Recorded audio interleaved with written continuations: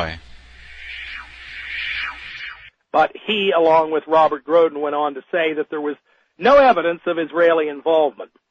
Now, what was interesting is that Jim Marrs also went on to say that Israel did not have the power over here in the United States to subvert the CIA and the FBI and the military, et cetera, other power groups involved in the assassination. Well, Jim Marrs is obviously not reading his history correctly, because he will find very quickly, as far as the CIA was concerned, that the number 3 man in the CIA, James Angleton, who was head of the Mossad desk and was a Mossad loyalist. He was not Jewish. He was not Jewish, ladies and gentlemen. He was a Mossad loyalist and very close to the Mossad. He has been implicated time and time again in the very specific circumstances designed to frame Lee Harvey Oswald for involvement in the JFK assassination. The fact is, as I say, James Angleton has been linked repeatedly to key elements of the JFK assassination conspiracy and cover-up. Likewise, I would mention David Atlee Phillips. David Atlee Phillips has been a popular figure there. He was the guy who ran the Mexico City station for the CIA. I can tell you this much, ladies and gentlemen. After he left the CIA, he went to work for an arms smuggling company that was connected to the Israelis, and they were actually smuggling arms to Iran. So you do find David Atlee Phillips involved there, someone with Israeli connections. Now, I'm going to talk more about some more CIA connections to the Mossad a little bit further, but let's talk about the FBI. Now, there's no question that the FBI played a major part in the JFK assassination cover-up. Who headed the FBI at that time? J. Edgar Hoover. Ladies and gentlemen, J. Edgar Hoover's ties to the Anti-Defamation League, which is today a lobby for Israel, his ties working closely with the Anti-Defamation League go back to the 1930s and 1940s, when the Anti-Defamation League played a pivotal role, as I just mentioned here in this show the other night, in supplying information to the FBI and the Justice Department in bringing sedition charges against American citizens who were critics of the Roosevelt administration.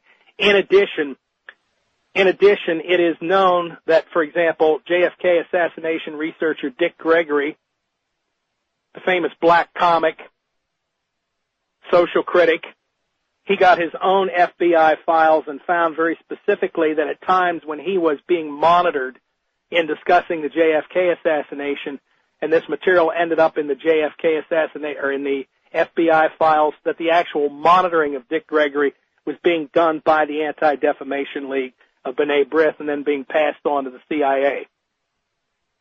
I might as well get into it a little bit further here. We all know about former FBI agent and CIA contract operative Guy Bannister, who operated out of New Orleans. The guy who Lee Harvey Oswald apparently was doing some fact-finding for. Well, the fact is, ladies and gentlemen, that Guy Bannister was very, very close to the Anti-Defamation League of B'nai B'rith, specifically the head of the ADL's office in New Orleans, headed by B. Botnick, who called himself a super communist hunter, who was determined to infiltrate as many left-wing organizations as possible. And he and Guy Bannister worked very, very closely in New Orleans. So that's a fact, ladies and gentlemen. So there you find both the FBI and the CIA and the intrigue surrounding Lee Harvey Oswald in New Orleans. Many, many people have implicated Frank Sturgis, including myself, in the circumstances surrounding the JFK assassination. Frank Sturgis, ladies and gentlemen, worked for the Mossad going back to 1948 and up through the 50s. We all know about FBI agent Hosty, some pronounce it Hosty, in Dallas, who was responsible for monitoring Lee Harvey Oswald. Mr. Hosty's primary responsibility was monitoring right-wing extremists. Well, if he was monitoring right-wing extremists down there in Dallas, ladies and gentlemen, that means that Mr. Hosty was working closely with the Anti-Defamation League, which made it its responsibility to work closely with the FBI. Yeah, what about Mr. Hosty down there in Dallas? And then, of course, what about the Warren Commission, ladies and gentlemen? The one that ultimately arranged the cover-up of the Kennedy assassination. Of the 14 assistant counsel, 5 were Jewish. Another was married to a Jewish woman. Of the 7 other staff members, lawyers and law clerks, 4 were Jewish. That means of the 22 lawyers in question, nearly half of them, including the staffer whose wife was Jewish, could be described as constituting a Jewish presence on the commission. Now, let's look at some of these people who were on the Warren Commission. The one of great interest, Albert Jenner, Jr. of Chicago. At the time Jenner was named to the commission, he served as the personal attorney to Chicago's construction and real estate tycoon, Henry Crown. Now, by the way, the Crown family had been very close to Barack Obama. A Jewish billionaire, Crown was a major contributor to Jewish causes, including the Weizmann Institute in Israel, a major force in Israel's nuclear weapons program that JFK so strenuously opposed. Crown also was a major stockholder in the General Dynamics Corporation, which Jenner also represented, which was under investigation by the Kennedy Justice Department. Other major stockholders in General Dynamics were the Bronfman family. The Bronfman family were the powers behind the Permandex Corporation, on whose board of directors sat Clay Shaw of New Orleans. And, of course, Clay Shaw of New Orleans was featured very prominently in Oliver Stone's film JFK. Let's check out another person who was on the Warren Commission, Gerald Ford. Gerald Ford, the man behind Gerald Ford, in fact, he was once described as one of the mystery men behind Gerald Ford who would tell the president what to do and when to do it. Max Fisher was in turn tied very closely to the elements around the Permandex Corporation. Max Fisher was a leading supporter of Israel here in the United States. He was also tied very closely to the Cleveland Crime Syndicate, which, of course, was part of the Meyer-Lansky Crime Syndicate. Folks, it goes on and on and on. What about Jack Ruby, ladies and gentlemen? Jack Ruby bragged that he was smuggling arms to Israel. But in more recent years, okay, Jack Ruby, how much more lower on the level can you get? Dr. William Pepper, who has represented James Earl Ray and was written about the assassination of Martin Luther King, Dr. William Pepper has pointed out that back in 1963, Jack Ruby was personally involved in an arms smuggling operation, which was stealing arms from U.S. armories, and one of the people involved in this arms smuggling operation was a high-ranking Mossad officer. He doesn't name him, but I have reason to believe it was Michael Harari. Jack Ruby had a definitive Mossad tie, and this relationship with this Mossad officer also involved Raoul, the famous person whom James Earl Ray contended several years later was his handler in the Martin Luther King assassination. You see, folks, there are a lot of Mossad connections, and connections through the Lansky Crime Syndicate, and connections through the Permandex Corporation, which is another matter altogether. Now, why is it then that they're saying there are none of these Mossad connections, very definitive Mossad connections? I was shocked of the 180-degree turnabout in U.S. foreign policy that took place upon JFK's assassination. Yeah, this whole aspect of JFK and nuclear weapons in Israel. We have this guy, Clay Shaw, serving on the board of Permandex. Chief executive officer of Permandex is Louis Bloomfield, who, along with the Bronfman family, was among a group of American and Canadian millionaires who put up about $150 million for Israel's nuclear arms programs. Who funded Clay Shaw's defense when Jim Garrison of New Orleans prosecuted Clay Shaw? It was the Stern family of New Orleans, very powerful Jewish family in New Orleans who owned WDSU radio and television station that played a major part in painting Lee Harvey Oswald as a pro-communist extremist. And guess what? The Stern family were also major shareholders in the NUMEC nuclear plant up in Pennsylvania, from which it appears that nuclear material was smuggled from the United States to Israel with the connivance, ladies and gentlemen, of James Angleton, the number 3 man in the CIA. Pretty tight connections to the Bronfman Syndicate, the Lansky Syndicate, Israel's Mossad. Ladies and gentlemen, why is Alex Jones ignoring this? Why is Alex Jones covering this up? And what about Frank Sturgis's ties to the Mossad going back to 1948? Then when you start looking at the circles surrounding Lee Harvey Oswald, everyone from Clay Shaw to apparently Frank Sturgis and Guy Bannister, who were all interconnected, to anti-Castro Cuban training camps down around New Orleans, Who were funding some of those camps down there in New Orleans, ladies and gentlemen? People from the Jewish crime syndicate. These were elements that were apparently entirely separate from some of the other CIA-funded operations against Castro. Very specific, funny little groups that were operating down there, ladies and gentlemen. And the guy who introduced Lee Harvey Oswald to David Ferry, Mr. O'Sullivan, knew Oswald from homeroom in high school. Mr. O'Sullivan later became chief of detectives or chief of police intelligence in New Orleans during the Jim Garrison investigation. And then after that, guess what he did? He gave up.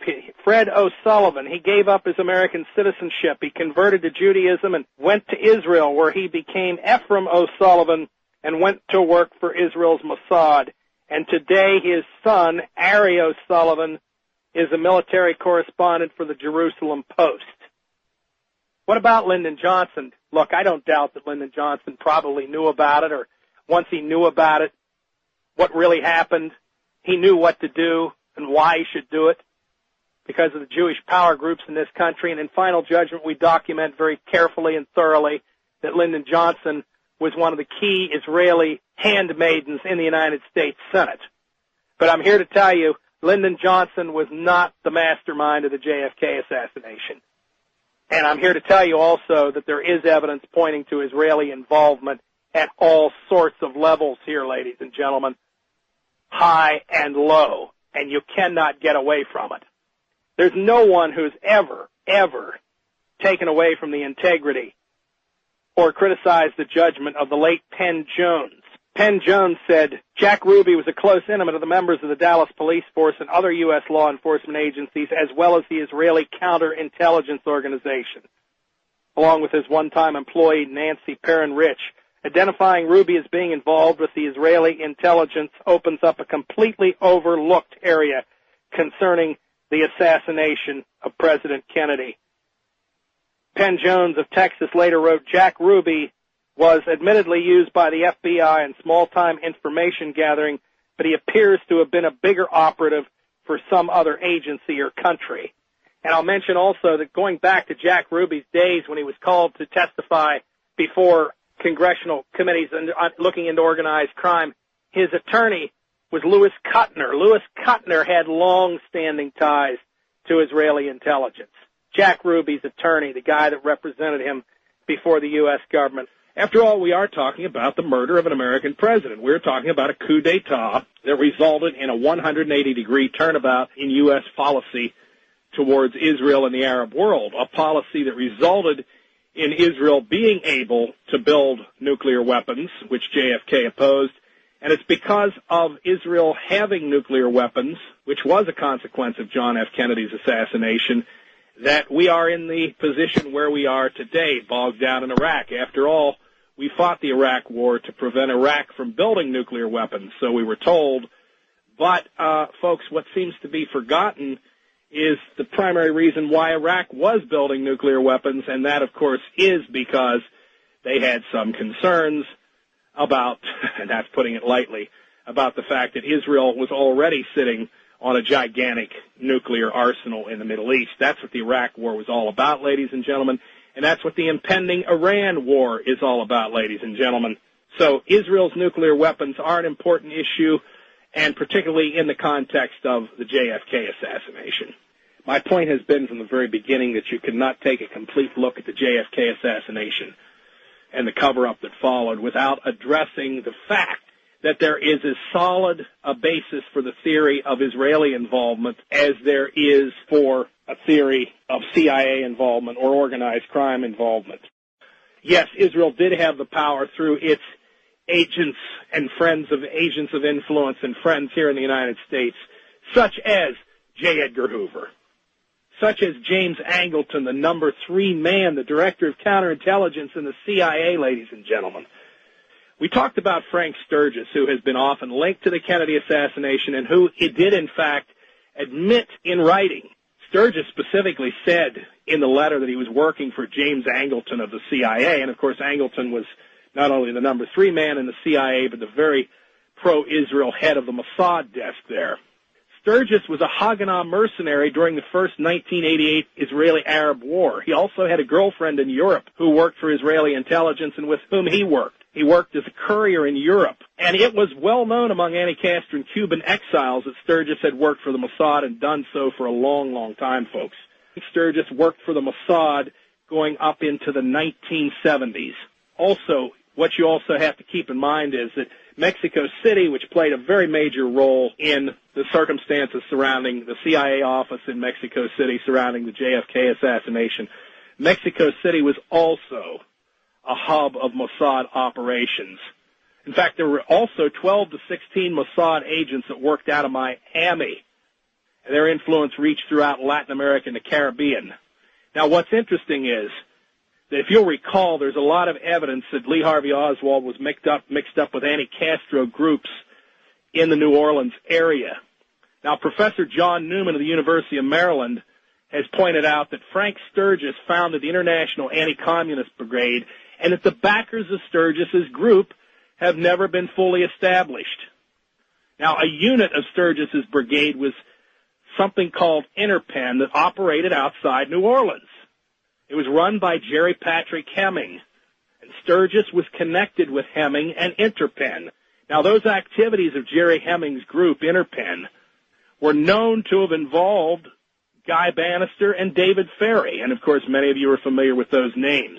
According to Jerry Hemming himself, Interpen's most important contact in the United States was Theodore Rakusin, a New York financier, whom Hemming himself described as one of the key founders of the State of Israel.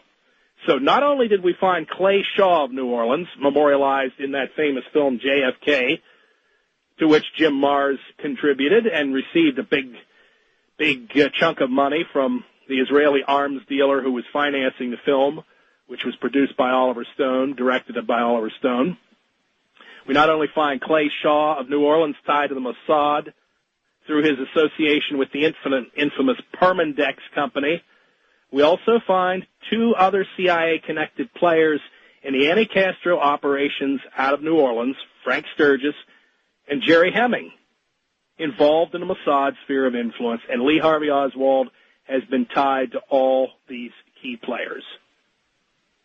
So, folks, right there on an operational level in New Orleans, two different strands, one with Clay Shaw and one with Frank Sturgis and Jerry Patrick Hemming, tied directly to Lee Harvey Oswald at the lowest operational level of the Kennedy assassination conspiracy.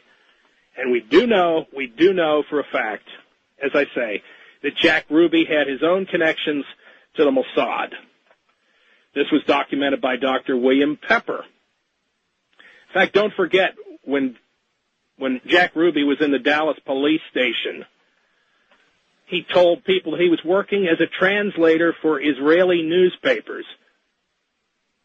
All these JFK researchers, they've never determined who those Israeli newspapers were, and it's a known fact, ladies and gentlemen, that the Mossad over the years has, and this has been documented, the Mossad, not by Mike Piper, by others, the Mossad has utilized Israeli newspaper reporters as their assets. In his book, The Rise of the Fourth Reich, Jim Mars references the JFK assassination, I think in an entire chapter, and he admits in that chapter that Colonel Louis Bloomfield, who was the chief executive officer and chairman of the board of this mysterious company named Permindex, he admits, I believe, as Jim Mars puts it, that Louis Bloomfield had quote-unquote Zionist connections. But then he goes on to suggest that this Permindex operation and the entirety of the JFK conspiracy was a Nazi plot. Now, Louis Bloomfield was a top lawyer and henchman of the Bronfman family. He was a major player in a fundraiser for Israel's nuclear weapons program. Now, when you put these things together in the context of the connection to Clay Shaw, who was on the board of Permindex and whose defense in the Garrison trial was funded by the Stern family of New Orleans, a prominent Jewish family, who also were investors in the NUMEC Corporation, from which nuclear material was smuggled to Israel. And then you take all these connections from Lee Harvey Oswald to Guy Bannister and David Ferry to this group in New Orleans that was an anti-Castro group that was being funded by a person who was one of the quote-unquote founders of Israel. You can't get away from it. Data about the very distinct fine hand of the Israeli connection in the events in Dallas, Texas, in the months preceding the JFK assassination. Although I was busy researching Final Judgment, looking for Israeli connections, I missed it right on the ground in Dallas, the city where they actually pulled off the crime. When I say they, I don't mean all Israel, but I will temper those comments with the fact that in Final Judgment, my very controversial book on the JFK assassination, which of course first came out in 1994, January of 1994, I had a whole chapter, which I still have in the book, entitled A Bad Habit, one of the early chapters, A Bad Habit, Israel's use of false flags in global terrorism, pointing the finger of guilt elsewhere. Over the years, the Israelis have utilized this tactic very cleverly, and of course I do believe that to a large extent this is exactly what happened in Dallas. That's why the crime is often blamed on the quote-unquote anti-Castro Cubans, or maybe sometimes even on Fidel Castro himself. All right, well, here goes, folks. Just the facts. This thing was entitled The Kennedy Assassination and Israel, Some Dallas Connection.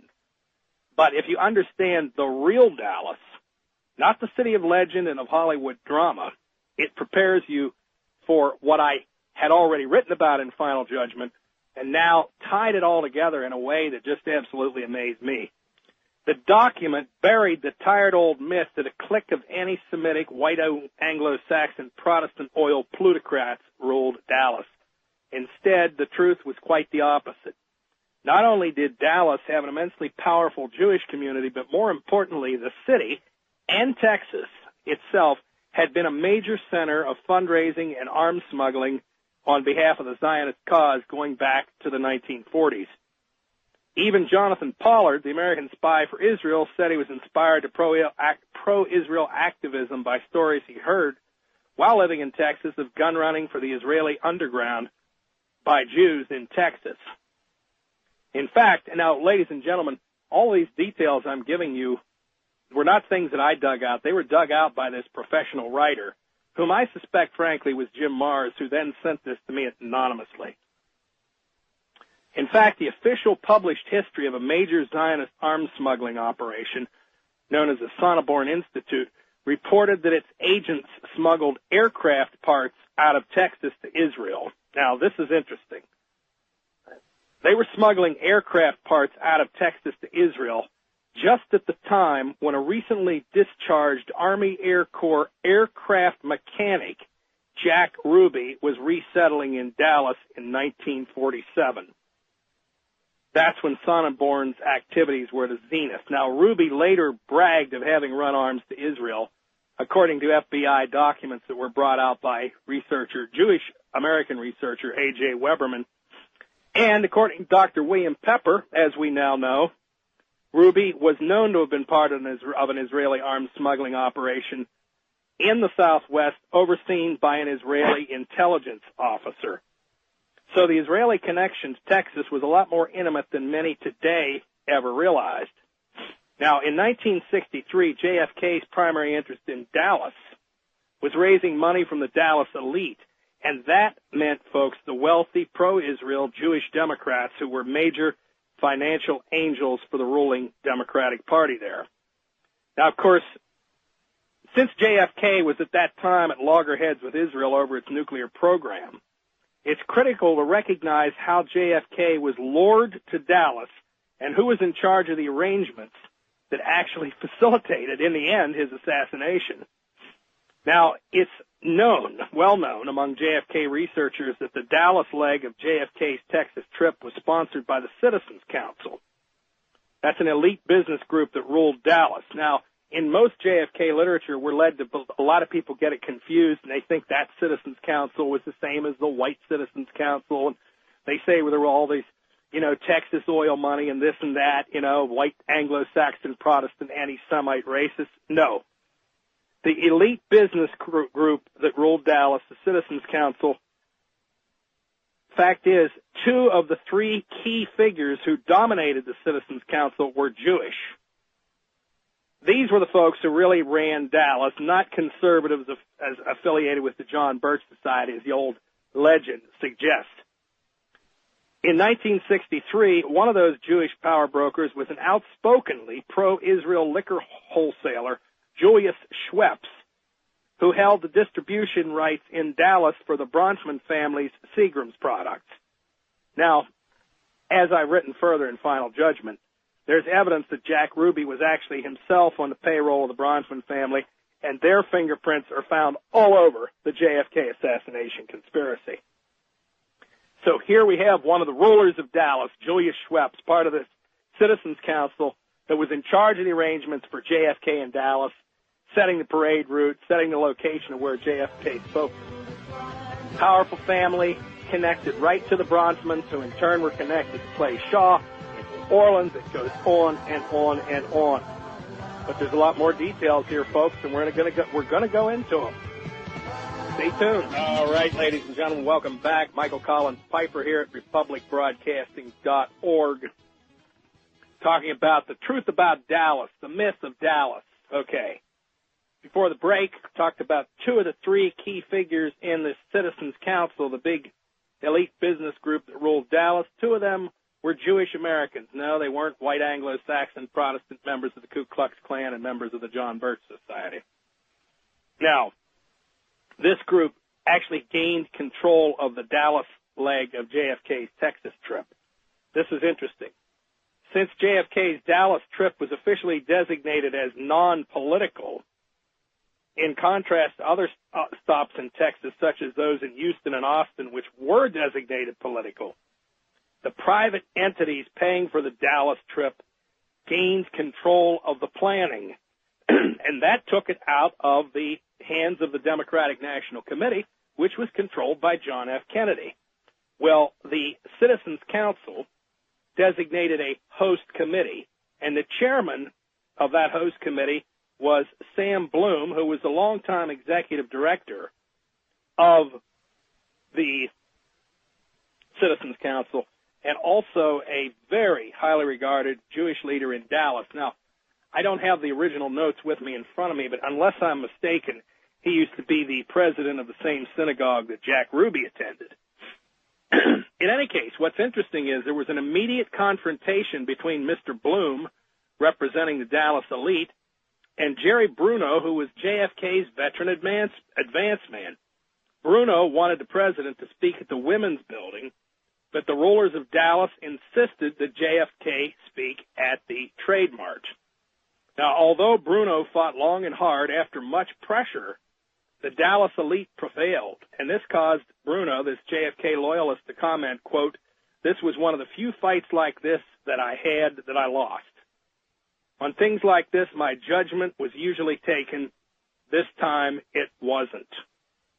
Now, by forcing JFK to speak at the Trade Mart, which is really what they did, folks, the Dallas elite positioned the JFK motorcade to take the now infamous dog-leg turn into what was the classically sniper-friendly kill zone on Elm Street, just below the Texas School Book Depository, from where they claim Lee Harvey Oswald fired the fatal shots.